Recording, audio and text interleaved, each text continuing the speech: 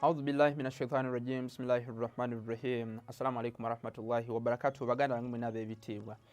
Kyetwagala okuddamu akawungeezi ka leero kiri kimu. Bantu ki abaatukuzibwa mu suratul Ahzab aya 33 Katonda baatukuza.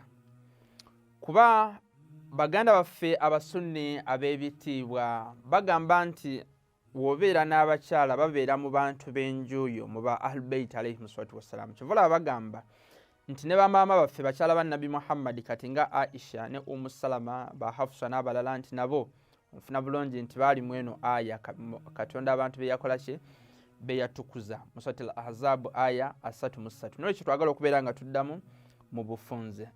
Kati era tebakoma bagamba nti abantu abatukuzibwa mwalimu Nabbi Muhammad sallallahu alayhi wa alihi wasallama, Imam Ali, Fatima Zahra, Imam Hassan ne Imam Hussein alayhi salatu wassalam. Ne bagattako ne bakyala ba Nabbi ab'ebitiibwa, ne bagattako ne Akil ne Jaafar. Nfuna bulungi baganda ba Amir al-Mu'minin alayhi salatu wassalam nti nabo bali mu nju ya Nabbi Muhammad sallallahu alayhi wa alihi wasallama nti nabo batukuzibwa. Kyetwagala n'olwekyo okubeera nga tuddamu. Kati bo baganda baffe Abashia Ithna Ashara ne bagamba nti abantu abaatukuzibwa bakyala ba Nabbi tebaaliko, naye baali abantu bataano Katonda be yatukuza n'abajjako kakica yenna ow'obukyafu. Tetugamba nti maybe before nga aya tenabakuka nti maybe baali basobya. Katonda yayagala kubatukusiza ddala completely. Kuba twagamba nti omukulembeze nga Nabbi ofuna bulungi n'omusika wateekeddwa okubeera nga mukuume takola mazambi la yanalu ahadi zalimina nga wetweyambiseyo aya suratul Bakara aya 24 ne ayati endala nti bannabi bateekeddwa okubeera nga bakuume tebasobya okubeera nga bakuuma ekitiibwa kya Allah subhanahu wa ta'ala nga wetwalaba mu ayati ez'enjawulo katinga suratul al-Hijr aya 39 paka 40 ne ayati endala. N'olwekyo twagala kulaba nti bo baganda baffe Abashia nga wengambye nti ne bagamba nti abantu abaatukuzibwa yali Nabbi, Imam Ali, Fatima Zahra, Imam Hassan ne Imam Hussein alayhi salatu wassalam. Kyetwagala okubeera nga tuddamu baani abatuufu abaatukuzibwa nga tetunabana kukiddamu. Eno aya eri mu suratul Ahzab onfuna bulungi aya 33. Allahu subhanahu wa ta'ala agamba nti bismillahir rahmanir rahim innama yuridu Allahu liyudhhiba ankum ar-rijsa Ahalbayt wa yutahhirakum tathira. Allah subhanahu wa ta'ala yagala okubeera nga abatukuza abantu benju ya Nabbi Muhammad okubajjako buli kakica w'obukyafu bwonna, abeerenga abatukuza olutukuza. Nfuna bulungi abeerenga abatukuza olutukuza lwonna. Bwe tuba nga tunakutunulira ku eri paati bani abaatukuzibwa mweno aya mulimu ar-rijsa. Nfuna bulungi kiba kitegeeza byonna bigasse, byonna buli kamu akakyafu konna ayagala kubeera nga abatukuza completely. Elima arifa abamanyi grammar eri universal alif lam wejja kulinnya abategeeza special buli kimu. Nfuna bulungi abategeeza buli kimu nti buli kimu kuline ku arregisa buli kakica yenna ayagala kubeera nga akola ki amubajjako abatukuze olutukuza. Era bwe tutyo bwe tusanga baganda baffe Abasunni mu bitabo by'enjawulo nga bagamba nti abantu abaatukuzibwa mweno aya ey'ekitiibwa mu suratul Ahzab aya 33 bakyala ba Nabbi tebaalimu. Baganda baffe Abasunni bennyini be bagamba nti abantu abaatukuzibwa mama waffe Aisha ne Salama n'abalala tebaalimu. Afuna bulungi wadde nga Salama ow'ekitiibwa ayange maze okukka mu kisenge kye okusinziira nga ku opinion okusinziira nga ku ahadisi wezigamba yagamba Nabbi nti nange nyingiremu mu ssuuka Katonda abeere nga antukuza. Nabbi yamugamba notoyingire. Eno aya just y'abantu bataano: Nabbi Muhammad, Fatima Zahra alayhi salam, Nabbi Muhammad, Fatima Zahra alayhi salam, Imam Ali ne Imam Hassan ne Hussein. Naye n'amugamba nti naawe oli mu bantu abalongoofu, onfuna bulungi pious ones, batalina buzibu bwonna. Kati we tusanga nti mama waffe Aisha ow'ekitiibwa agamba mu Sahih Muslim mu mulyango babu fadhail sahab omulyango ogwogera ku bulungi bw'abasahaba. Then mu mulyango gwo still mulimu omulyango omulala ogwogera ku fadha'il Ahalbayt alayhi salatu wassalamu, ebirungi byaba Ahalbayt, abantu benju ya Nabbi Muhammad sallallahu alayhi wa alihi wasallam. Eno Sahih Muslim gyengamba ya printing wa mwaka gwa 1980 mu Saudi Arabia. Ofuna bulungi muganda ngwe ekitiibwa, volume ya 4, page 1883, hadisi esooka. Mama waffe Aisha ow'ekitiibwa agamba nti lunaku lumu Nabbi Muhammad sallallahu alayhi wa alihi wasallama kumakya nga dhuhuri tinaba kutuuka, agamba nti mama waffe Aisha nti Nabbi Muhammad sallallahu alayhi wa alihi wasallama yafuluma n'olugoye, n'agamba Imam al-Hassan alayhi salatu wassalam okuyingiramu mu ssuuka eryo mu lugoye olwo. Onfuna bulungi. Omulala gwe yagamba okuyingiramu yagamba Imam Hassan, n'agamba Imam al-Hussein alayhi salatu wassalam, n'agamba Fatimatu Zahra alayhi salam, then n'agamba ne Imam Ali alayhi salatu wassalam naye kenyini n'ayingiramu. Malaika Jibril alayhi salatu wassalam n'abeera ng'akola ki? Abatukuza olutukuza olw'enjawulo nga Katonda yamugambye. Era bw'atyo ne babeera mu ssuuka eryo, Katonda n'abatukuza olutukuza. Onfuna bulungi. Eno aya kyetegeeza mu surati al-Ahzab aya 33. Kyenjagalawo bakyala ba Nabbi tebaali mu bantu abatukuzibwa. Onfuna bulungi muganda nga ow'ekitiibwa. Tweyongere, abantu abatukuzibwa baali 5 nga wetulabye: Nabbi Muhammad, Imam Ali, Fatimatu Zahra, Imam Hassan ne Imam al-Hussein alayhi salatu wassalam.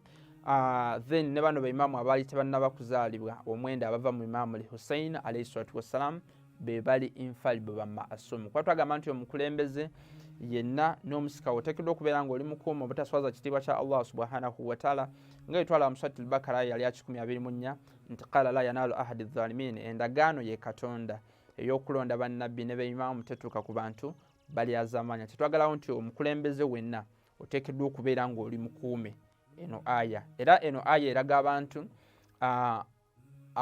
abakulu ennyo ku mulembe gwa Nabbi Muhammad sallallahu alayhi wa alihi wasallama n'ensi yonna okuva nga etandiise. Onfuna bulungi okuva ku regime ya Nabbi Adam alayhi salatu wassalamu. Eraga obukulu bw'abantu benju ya Nabbi Muhammad sallallahu alayhi wa alihi wasallama. Kyova olaba tusanga nti Nabbi Muhammad sallallahu alayhi wa alihi wasallama amala ebbanga mbagamba myezi 6 mu mwaka n'ebbanga erisookawo nti eno aya we yakka yaddangamu buli kumakya nti ya Ahalbayt alayhi salatu wassalam, as-sala as-sala as-sala. Onfuna bulungi, abantu bange abenju ya Nabbi Muhammad sallallahu alayhi wa alihi wasallama abatukuzibwa swala swala swala, ng'akakasa ensonga nti abantu benjuye bakuume era bakitiibwa nnyo okusingako abantu abalala. Tugende mu maaso, ekiraga ekirala nti eno aya terimu bamabafu. Twagamba nti aya emu eyinza okubeera ng'eyogera ku nsonga nnyingi, ekyo tekyewuunyisa. Onfuna bulungi, tekyewuunyisa nti aya emu osobola okugisanga ng'erimu ensonga 2, oba maybe nga Allah subhanahu wa ta'ala ayogera ku gurupu y'abasajja n'ayogera ne ku gurupu y'abakyala, tekirina buzibu. Naye ate aba ayogera ku basajja, dhamiru z'akozesa. Onfuna bulungi, dhamiru gy'akozesa, akozesa olulimi ng'ategeeza musajja in case ayogera ku musajja. Era watuuka ku mukyala n'akozesa dhamiru ng'ekwatagana ku mukyala. Kati nga muswati Yusufu aya 29, Allah subhanahu wa ta'ala nga ayogera ku Nabbi Yusuf alayhi salatu wassalam ne maama waffe Zulaika, agamba nti Yusuf a'rid an hadha. Onfuna bulungi, eno paati esoose eyogera ku Nabbi Yusuf alayhi salatu wassalam. Onfuna bulungi, ne dhamiru zonna ayogera ku Nabbi Yusuf, olulimi nga ayogera ku musajja yennyini. Kati okakasa nti paati gyagenda okuddako eyogera ku muntu mulala wadde tamwogedde nti ayogera ku Zulaika, agamba nti wastagfiri lidhambik innaki kunti minal khati'in. Onfuna bulungi, era naawe Zulaika, onfuna bulungi, era naawe Zulaika beera ng'osaba Allahu subhanahu wa ta'ala abeere nga akola ki? Akusaasira. Onfuna bulungi, abeere nga akola ki? Akusaasira ezzambi lyo, because oli mu bantu abasobezza. Eno story twalaba nti eri nga ayagala okubeera nga eri gwe twalaba nga Nabbi Yusufu nga mama waffe Zulaika ayagala kubeera nga amuyingiza mu nsonga ezitali nnungi. Awo twalaba bulungi. Naye kitwagalawo nti aya emu n'ayogera ku bantu babiri naye olulimi lwanjawulo. Olulimi olusooka ayogera ku nabbi Yusufu, olulimi olusooka dhamiru n'eyogera ku Zulaika ki wastagfiri lidhambik. Onfuna bulungi ki, onfuna bulungi ayogera ku mukyala. Kyekimu kyennyini kino kye tusanze mu Surati al-Ahzab aya 33 nti tetuganye paati esooka agamba nti waqarna fi buyutikunna. Onfuna bulungi muteekeddwa okubeera nga mubeera mu nju zammwe mwe bakyala ba Nabbi Muhammad sallallahu alaihi wa alihi wasallam, okubeera nga temweswaza nga maybe na byafudde ng'abantu ba jahiliya period we baakolanga nti babba baabwe bwe baafanga baafulumangamu ne bagenda ne balwana. N'olwekyo abawooninga muti muteekeddwa okubeera mu nju zammwe obuteeswaza kugenda kulwanyisa maybe bakulembeze nga we tulabamu we balwanyisa Imam Ali mu ntalo z'Ejjamal. Onfuna bulungi nga abagamba nti muteekeddwa okubeera mu nju zammwe obuteeswaza. Kati nga we tulaba maama waffe Aisha ng'agenda alwanyisa imaamu w'omulembe gwe Imam Ali mu lutalo lw'Ejjamal. Agenda amaaso Allahu subhanahu wa ta'ala okakasa n'abagamba nti wa akimuna swala, era muyimirizeewo esswala. Esswala twagamba nti yebagaana okukola amazambi nga we tulaba mweri mu Surati Ankabut aya 45. Agamba nti wa atina zaka, era muweeyo ne zaka. Wa atina Allaha wa rasula, era mugondere Allah subhanahu wa ta'ala ne Nabbi Muhammad sallallahu alaihi wa alihi wasallam.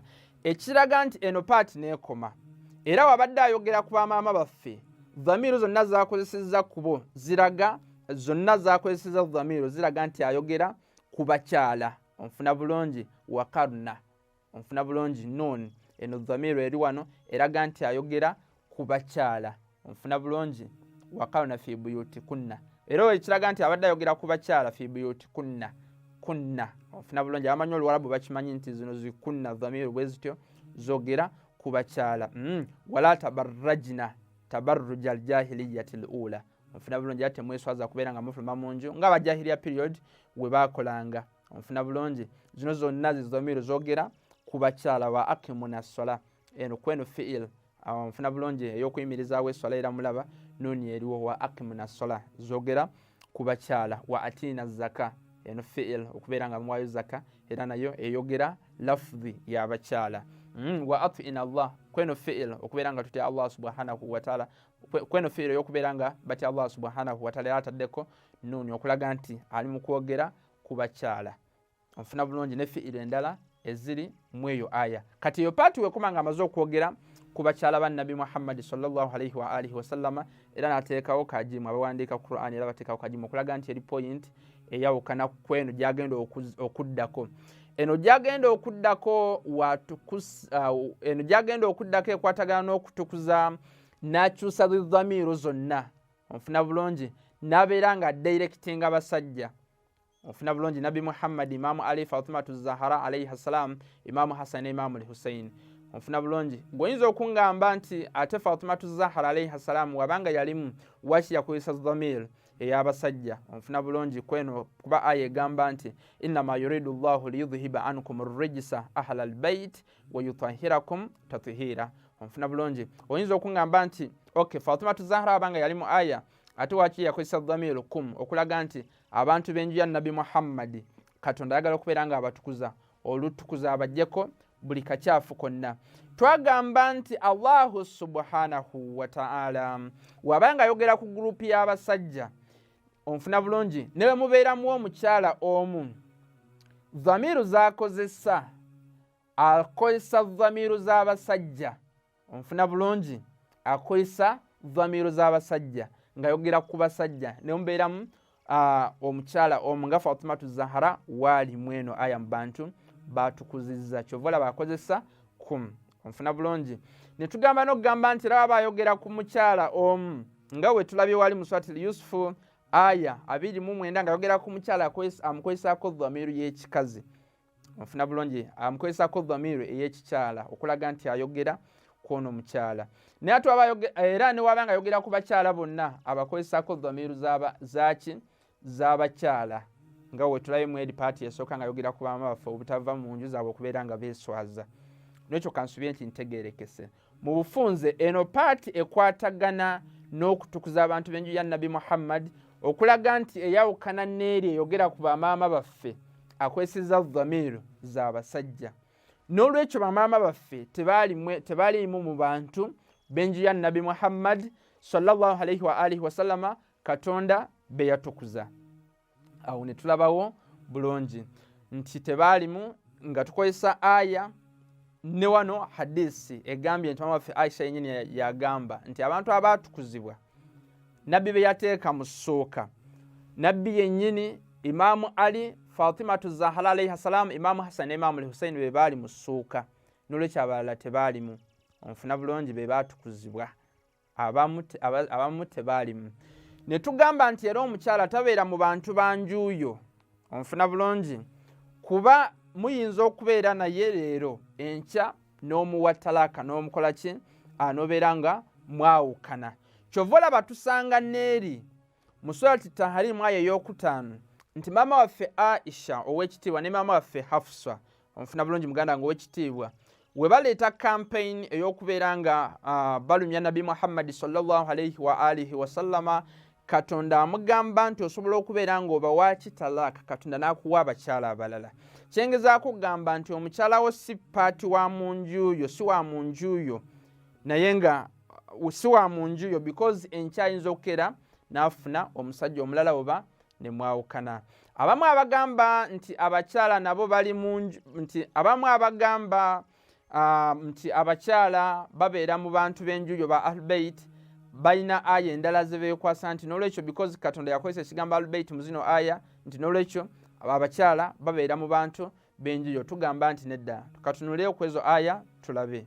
Mu surati Hud Allahu subhanahu wa ta'ala, surati Hud aya 7 mpaka ku 7 wabaya ng'ayogera ku maama waffe Saara ow'ekitiibwa. Wamala okufuna amawulire nti agenda kubeera nga azaala Nabbi Ishaaka alayhi salatu wassalam ne Nabbi Yakobo alayhi salatu wassalam, yeekanga n'agamba nti nze nkaddiye ne bba wange akaddiye Nabbi Ibrahim alayhi salatu wassalam, n'agamba nti nabeera ntya nga nfuna olubuto. Kyenjagalawo abamu bagamba nti Saara maama waffe ow'ekitiibwa yali mu bantu benju aba Nabbi Ibrahim, bantu benju ya Nabbi Ibrahim alayhi salatu wassalam. Tugamba nti nedda. Waki tugamba nti nedda? Tetuganya Allah subhanahu wa ta'ala akozesezza ekigambo Ahalbayt. Onfuna bulungi alaikum Ahalbayt mweno aya.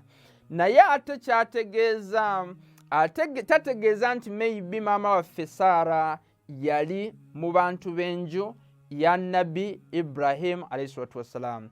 Kuba twagamba nti mu kusooka ng'ekyo tekinnaba kujjawo nti agenda kufuna olubuto maama waffe Saara, Katonda yali takozesangako kigambo kyonna nti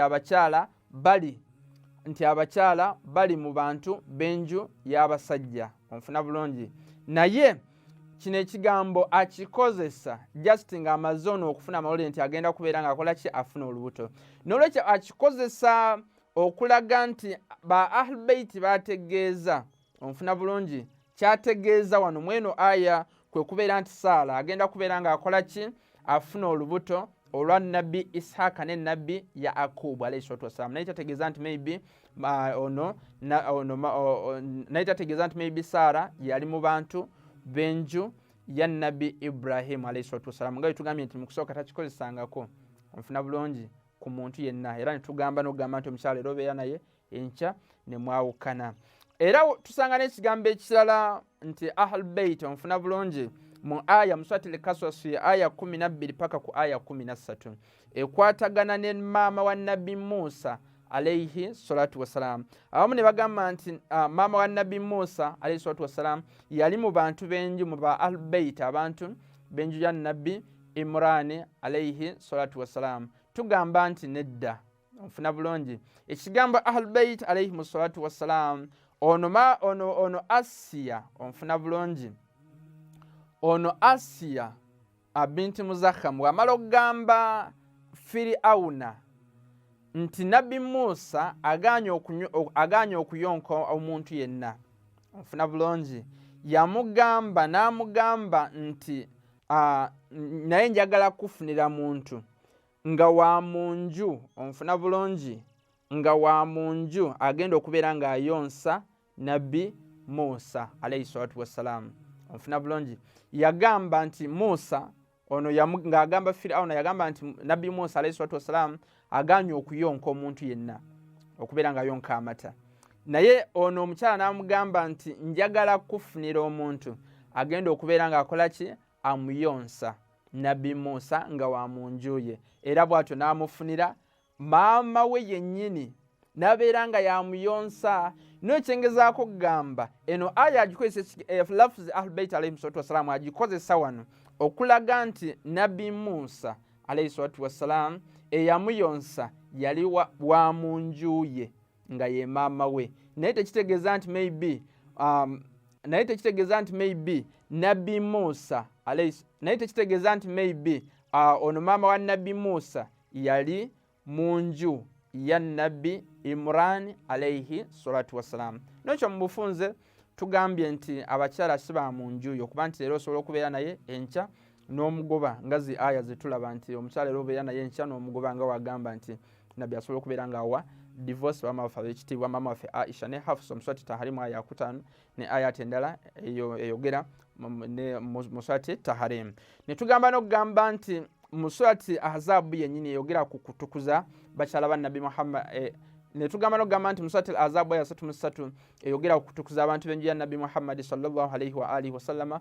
Bakyala ba Nabbi tebalimu nga tulabye mu Sahih Muslim, onfuna bulungi nga tulabye mu Sahih Muslim volume nga tulabye mu Sahih Muslim volume eyokuna ku page 1883 ekiprintingibwa mu Saudi Arabia hadith nkaga mu baganda fa abasuni benyini bakanya nti bakyala ba Nabbi tebalimu, n'olwekyo abakyala tebabeera bantu ba mu nju yo. Onfuna bulungi ne tugamba n'eno aya eraga obukulu ba Ahalbayt alayhi salatu wassalam, tosobola bakomparinga na muntu mulala. Katonda yabajjako buli kakikyawo obukyafu bwonna, era nga kiraga nti omukulembeze oteekeddwa okubeera nga oli mukuume nga tokola mazambi obutaswaza kitiibwa kya Allah subhanahu wa ta'ala, kuba twagamba nti alamuza bwenkanya na bulungi mu swati An-Nahl aya 9. Ne tugamba n'okugamba zino zi aya zebagamba nti mwekigamba aba Ahalbayt nti n'olwekyo kitegeeza nti maybe abakyala bantu banju nti abakyala maybe bantu babeera mu nju. Ne tugamba nti nedda, era kino tekitegeeza nti maybe abakyala baba bakakkanyizibwa, no, tekitegeeza bwe kityo. Naye nga tugambye nti era obeera n'omukyala enkya n'agenda kyova olaba Katonda akikozesa bw'atyo nti abakyala si ba muntu nti abakyala tebabeera mu nju ya musajja. Kyova olaba tusanga nti bamama baffe Aisha ne Hafsa ne Salama si ba mu nju ya Nabbi Muhammad sallallahu alayhi wa alihi wasallama, era tebali mu bantu Katonda be yatukuza. Nsaba Allah subhanahu wa ta'ala akkirize tuteeke ku kkubo eggolokofu erigoberera ekiraamo kya Nabbi Muhammad sallallahu alayhi wa alihi wasallama. Qur'an abantu benju yenga utala mu Sahih Muslim volume ey'okubiri page 238. Akafunye nsaba beere ng'osharingira omulala.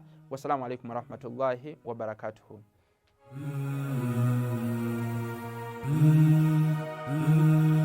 Mm-hmm.